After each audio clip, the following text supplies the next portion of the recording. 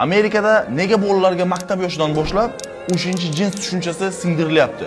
Yoki nega Xitoyda tashqi kuchlar o'smirlar uchun gey romanlar yozadigan mualliflarga homiylik qilishyapti? Bu tasodif emas. Bu o'yin. Bugun sen ko'rib turgan qo'shiqlar, multfilmlar, blogerlar, moda, kontent hammasi bir xil g'oya.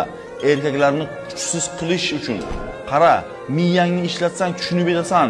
Shunaqa multfilmlar yoki o'zini bo'yab ko'rsatayotgan, ayollashayotgan erkaklar bu tabiiymi yoki senga qilinayotgan manipulyatsiyami? Bu ochiqchasiga zaiflikka da'vat. Kuchli erkaklarni qo'pol, noadekvat, abuser qo'shimchasiga tupoy qilib ko'rsatishmoqda. Lekin bu aslida noto'g'ri.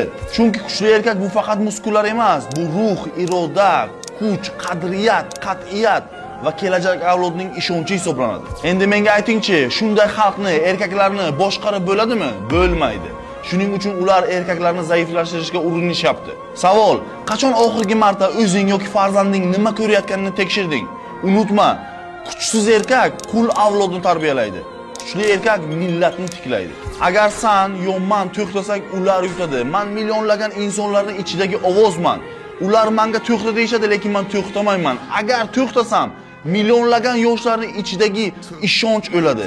Bu o'yinga qarshi chiqadiganlar umuman qolmaydi.